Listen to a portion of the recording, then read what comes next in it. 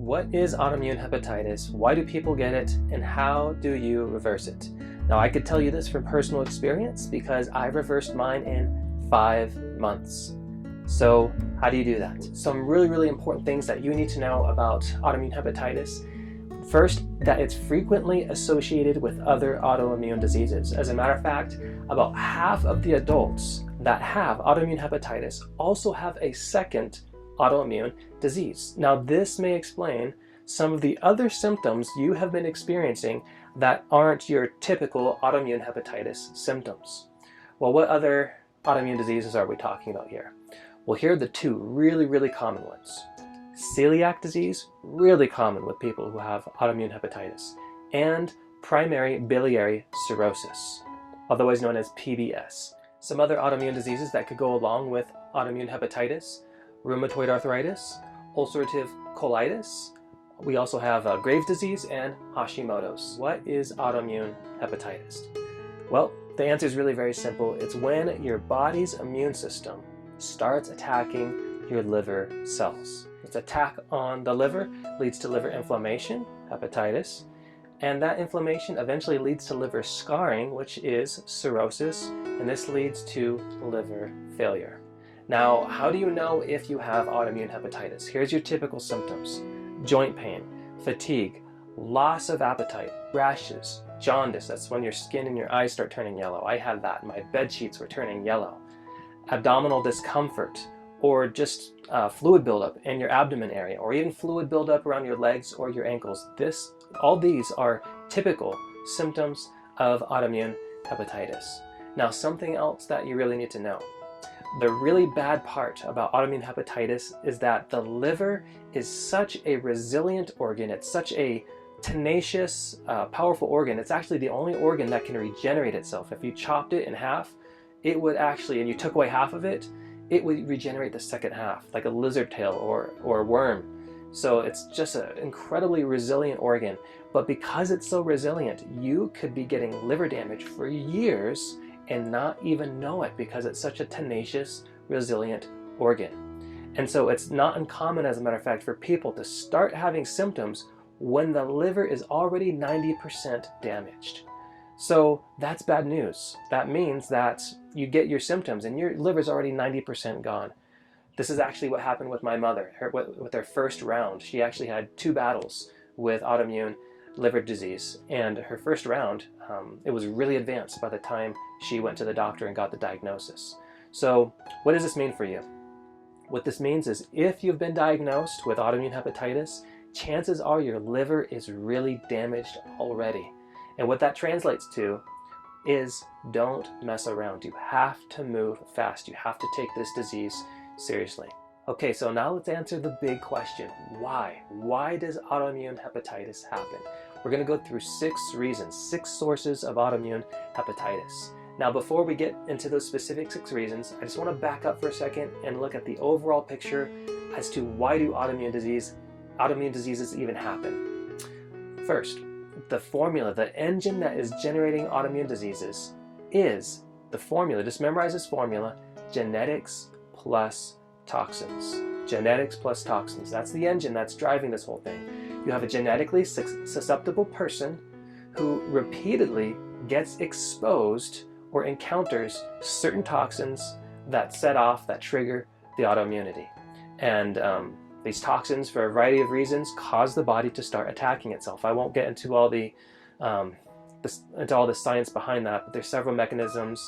There's molecular mimicry, bystander activation, and some other reasons why this happens. But just know that that's the formula: a genetically susceptible person plus certain environmental toxins. To really bring out this genetic link, I actually read a study that followed 58 family members of autoimmune hepatitis patients for only 4 years. So these are just the family members of the patients. These aren't the patients themselves yet, just the family members. They follow these people for only 4 years, and you know what they found? Within that 4-year period, several of them got autoimmune hepatitis. And they looked at those family members that got autoimmune hepatitis in that 4-year period, and they actually found a defect in the T cells that are responsible for mediating immune reactions to things that threaten the liver. Okay, now let's get into those 6 reasons. Reason number 1, why people get autoimmune hepatitis. Viral infections. Specifically, I mean, all viral infections are a factor, but the specific ones that are really, really problematic are hepatitis A, hepatitis B, and hepatitis C. These viral infections are the most common sources of autoimmune hepatitis. And by the way, the term hepatitis just means inflammation of the liver. Hepa means pertaining to the liver. Itis is implying inflammation. So we want to know, what are the sources? How do you get these viral hepatitis infections? Hepatitis A, the most common source, is ingesting fecal matter, even microbial amounts. Now you might be thinking, who goes around ingesting fecal matter? Obviously, there's not a lot of people doing that. But what about the cook at that restaurant you ate at last week who may have not washed his hands after using the restroom? It's pretty gross, but I mean, it's a real thing that takes place. Or maybe even you didn't wash your hands well enough, or one of your kids didn't wash their hands well enough, and somehow you touched your mouth or they touched your mouth. These types of things. Ingesting fecal matter, that's hepatitis A. Hepatitis B is coming in contact with the bodily fluids of another person, another infected person. So coming in touch with their blood, coming in touch with someone else's semen, or even the saliva. And hepatitis B is frequently transmitted sexually. Hepatitis C is really similar, but it's mostly blood contact. One place where people can get hepatitis B and C is hospitals if they're not sanitizing the equipment properly. All right, the second source is vaccines. I found a study looking at only 12 patients, 12 autoimmune hepatitis patients. And out of those 12 patients, 3 of them had hepatitis due to the hepatitis A and B vaccinations. And so the vaccination that's actually supposed to prevent you from getting it could actually give it to you. Now I thought it was pretty shocking. They randomly got 12 autoimmune hepatitis patients. 3 of them had it because of the vaccination. The first hepatitis vaccination started in around 1982.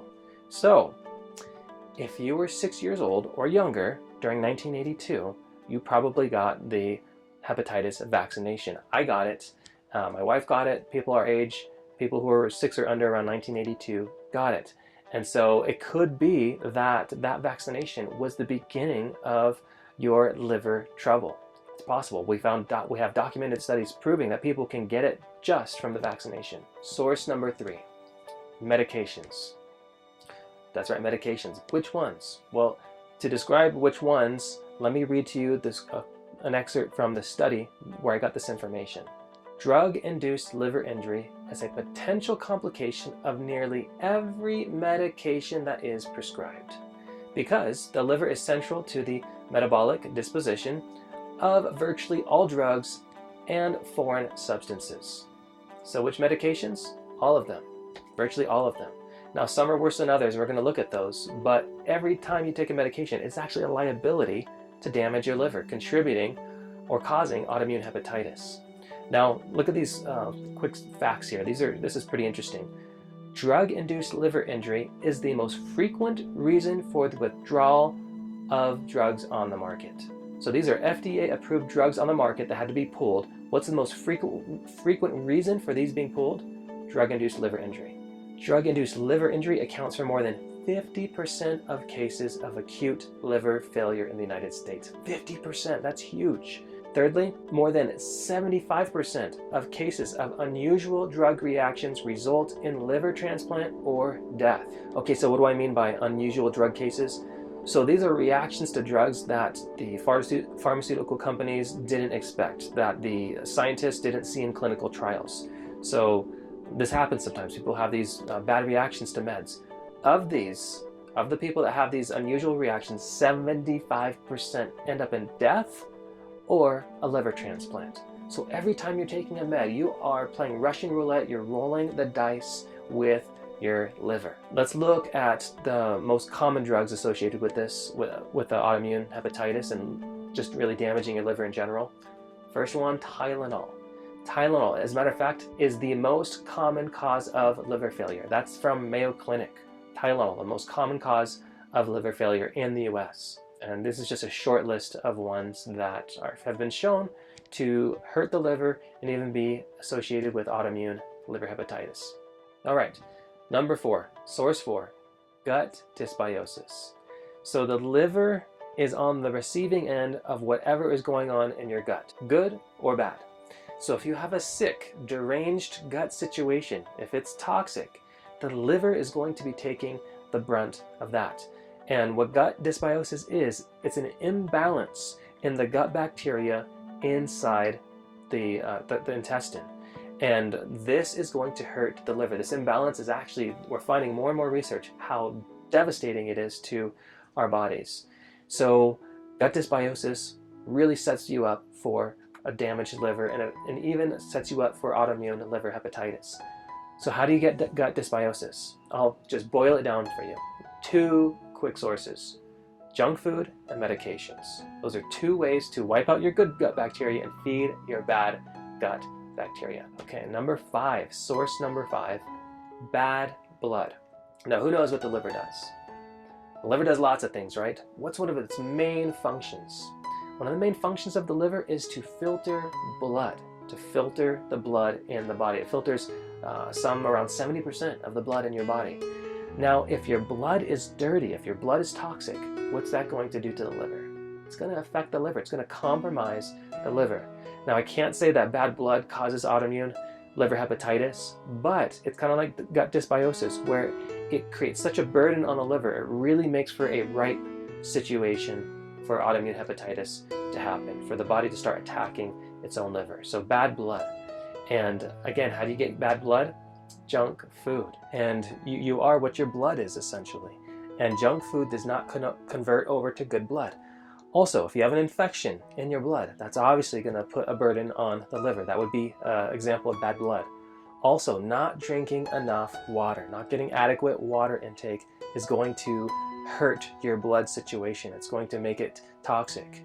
Now, something I need to say about that: if you already have some kind of water retention issue, if you have ascites or if you have fluid buildup, be careful with your water intake. You still want to drink water, but you need to really monitor that and keep it at a minimum and focus on healing your liver, and then slowly increase your water intake. All right, last source number 6, refined sugar.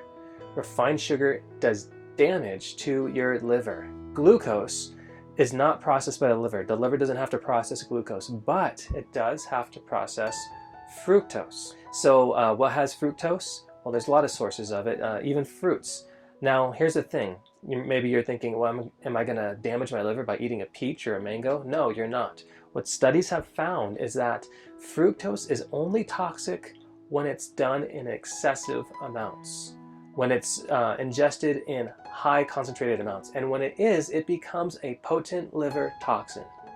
So you're not going to get liver damage by having a few mangoes or eating 3 peaches in the morning. It's not going to cause you liver damage. But can you think of a source of fructose that comes in a high concentrated form that we find in products everywhere? Maybe you guessed it. High fructose corn syrup. High fructose corn syrup. Back to junk food again, right? High fructose corn syrup is absolutely devastating on the liver. The liver has to metabolize that stuff, and especially if it's GMO, you've added a whole nother layer of complications and burden to the issue. So we're kind of back to junk food again. We keep coming back to this idea that junk food is really hard on the liver, and high fructose corn syrup is another example. And you find that in products all over the place. If you start looking for it, you'll see it everywhere. And so refined flours, refined sugars, like the ones you find in junk food, are damaging for the liver. And just eating a healthy, clean diet, free from these refined products, will really, really help take the burden off of the liver. All right, now let's deal with the how. How do you reverse autoimmune hepatitis? Now that we've covered the sources, you have to understand where it's coming from before you could start talking about how to reverse it. Now that we've covered that, we can move on. And as we get into how, I have to be the bearer of both good news and bad news. Let's go look at the bad news first. The bad news is autoimmune hepatitis can be fatal. My mother and my grandmother both died from autoimmune hepatitis. So again, the point is, this is not something to mess around with. Don't play with this. Don't drag your feet. Be proactive. Be motivated. You really need to do something about this. Now here's the good news. The good news is it is totally reversible. I'm living evidence of that. I would be exactly where my mom and my grandmother are right now, and that's in a casket in the ground were it not for the information I'm about to share with you. So I reversed my autoimmune hepatitis in 5 steps, and I want to give you those steps right now. And what I'm really going to focus on is step number 1, however. There's 5 steps. I'm really going to focus on step number 1. I don't want to overwhelm you, and also step number 1 is really, really important, and that's where a lot of people really blow it on step number 1. So I'm going to touch on the other 4 steps, but really focus on number 1. Step number 1 is remove all the toxic factors. So remove all the toxic foods, all the toxic elements that are causing your situation in the first place. And by the way, this would pertain to any autoimmune disease, autoimmune hepatitis included. So with autoimmune hepatitis, what would that be? What did we just look at? What do we want to avoid?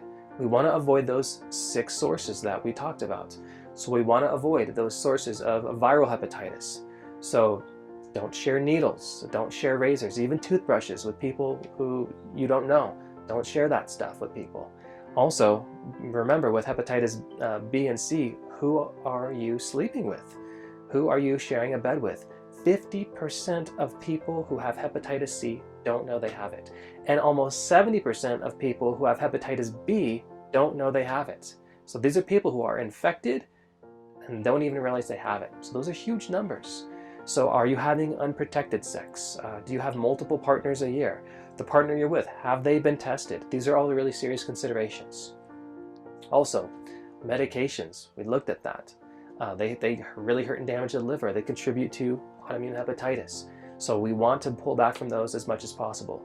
Now, it's really important to say that you want to do this only under the supervision of a good, competent doctor. All right, alcohol. We didn't really touch on that one as a toxic source. That really should be a no-brainer. If you have a liver issue, alcohol should be totally off limits, complete abstinence from it. And really, even if you don't have a liver problem, I don't recommend anyone taking alcohol ever for any reason. All right, what else? Vaccines. Now you might be thinking, well, I'm an adult, I've passed elementary school.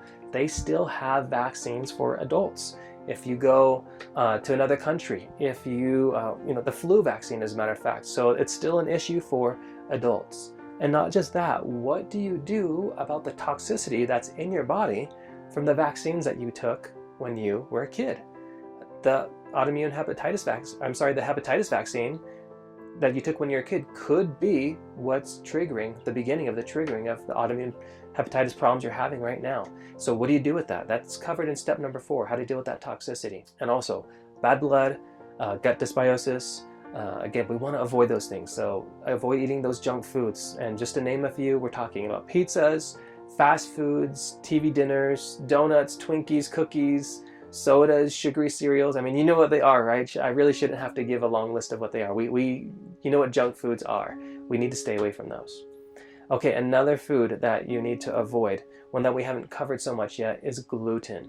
Absolutely no gluten. There are many, many studies showing that autoimmune hepatitis patients frequently have celiac disease. We already talked about that briefly. Now we're going to get into it a little bit more. As a matter of fact, I read one study about a 50-year-old man who had autoimmune hepatitis. The doctors were giving him the typical medications. They weren't helping at all. They did one thing that achieved total remission from his autoimmune hepatitis. They put him on a gluten-free diet. That's all they did that made the difference. He was also on immunosuppressants, but all that does is bring down your immune system. But taking the gluten away was a huge factor. And so gluten is a big issue. So if you have autoimmune hepatitis, you really need to go gluten-free. If you're wondering, oh man, what do I eat? We have a lot of gluten-free recipes on our website, reverseautoimmune.com. My wife's put up several. We're going to be putting up a lot more. So hopefully those will help you out. All right, also fat. You want to go on a low-fat diet. The liver is a big player with the processing of fats. And so you don't want to put a burden on the liver. Remember, we're trying to ease the burden and heal the liver. So you want to go on a low-fat diet. So what's an example of a high-fat diet that you would want to avoid? A good example would be the keto diet. The keto diet is a high-fat diet. You want to avoid any diet that looks like the keto diet. As a matter of fact, I saw an interesting study where they actually tried to treat epileptic children with a keto diet. There have been some evidence that keto helps children reduce the amount of seizures they get. So they tried treating these kids with a keto diet, 141 kids. The average age was 7 years old, and the average length of the time that they treated these kids for was 15 months, so a decent period. What happened? Within 1 month, 3 of the kids had elevated liver enzymes associated with liver disease. At 6 months, 3 of the kids had fatty liver, and at 12 months, 2 of the kids started getting gallstones. So, do you want to hear the conclusion of this study? Long-term ketogenic diet treatment stimulates liver parenchymal injury, that means actual organ tissue injury, and also hepatic steatosis, that means fatty liver, and gallstone formation. Patients should be monitored by screening liver enzymes and abdominal ultrasonography in order to detect these side effects. The interpretation is it bombed. It totally bombed. So what does this mean for you? No keto. You want a low-fat diet. No fried foods, no foods high in cholesterol. They're associated with fatty liver. And remember, we're trying to help the liver, not add to its burden. And also this means low meat. I would even suggest no meat at all. That would be the best. Also, low animal products, and I would suggest no animal products. That means dairy, cheese, those are all really high in saturated fat. That's going to be a burden on your liver. On that note, one of the authors of a recent study looking at the liver and saturated fat, they said this: saturated fats such as butter, fatty cheeses, and coconut oil are thus the worst things to eat from the liver perspective. Wow. So even some plant sources of saturated fat you need to avoid for the time being, or really reduce. Coconut oil and palm oil. Those are the 2 plant sources of saturated fat that you really want to avoid or reduce. So you want a low-fat diet. Now maybe you're thinking, well, what about my walnuts? What about avocado? What about olives? You know, those things have fats. Do I have to stop eating that? Actually, you might be surprised. Research actually suggests that people who eat these actually are helped with their liver conditions. It actually helps people with liver disease. These are healthy fats. They don't do the same thing as the saturated fats do, and they're different in composition. But even still with the healthy fats, you want to not go overboard. Even in a state of health, you don't want to have a diet that's made up largely of even healthy fats. All right, well, maybe you're thinking, what do I eat? What can I eat? You want good, clean blood, right? You want a good bacterial situation. So you want organic, you want non-GMO, plant-based, a diet that's really heavily focused on plant-based foods. And also a non-gluten whole grains. So what are some examples of non-gluten healthy grains? We have rice, we have quinoa, we have millet, we have amaranth. Buckwheat is one. So maybe you're surprised, buckwheat's not wheat. It's a different kind of a grain. And so those are all examples of good non-gluten healthy grains. You have beans, you have seeds, you have vegetables, you have fruits. All these, you could do a lot of things with these foods. In addition to this, you might want to think about getting a food allergy test done. And you want to get one done that looks at your stool, not your blood, because that is where the first line of action is happening. And so because perhaps some of these other foods your body might be having a reaction to, you're not realizing it. So that's a good test to get done, a food allergy test that looks at the stool. Okay, step number 2 of the 5-step protocol, heal the leaky gut. So a damaged gut is involved in virtually every single autoimmune case. And you have to patch up those holes in the gut if you want to reverse your autoimmune disease. It's a must. And so healing the leaky gut, doing things to induce healing in the digestive tract, in the gut, very important. Okay, step number 3 is Nutrify. So autoimmune patients are notoriously deficient in key vitamins and minerals, and so we need to replace those. Organs have been damaged, tissues in your body have been damaged from years of the body attacking itself, and so we need to build those back up. We need to heal those tissues. How do we do that? We need to give the enzymes in our body, which are like the workers, the building blocks to build up that those damaged tissues. And nutrients is like putting building blocks in the hands of those workers, our enzymes, to build the body back up. The nutrients that I'm talking about here, this is excess nutrients in addition to your already good, clean diet. So this isn't just talking about dietary nutrients. This is in excess. So you want to be doing things to get excess nutrients on top of your good, clean diet, because we want a lot of high concentrated nutrition to heal all the damage that's been done in the body. Okay, step number 4, cleanse and detox. With all autoimmune diseases, toxic buildup is always an issue. So we want to get rid of those toxins. We want to get that stuff out of there. And it normally does not come out naturally. It won't just happen. So we have to intentionally do things, specialized methods to get those toxins out of there. Those toxins that are trapped in the body, that hide in the body, in your tissues and your cells, are causing lots of problems. So we need to cleanse, detox, very important step. And then the last step, step number 5, reduce chronic stress. So chronic stress is a significant issue with autoimmune diseases. And you could get chronic stress from situations like a recent injury, if you're grieving the loss of a loved one, a divorce, the loss of a job, if you're currently in an abusive situation, and that can undermine everything we've talked about. Having chronic stress be a factor in your situation can completely undermine that. And so you need to learn how to manage the chronic stress in your particular situation. So I followed these 5 steps, and in a little over 5 months, my autoimmunity was completely reversed. I had my inflammation checked, and my inflammation in my blood was as low as it could possibly be.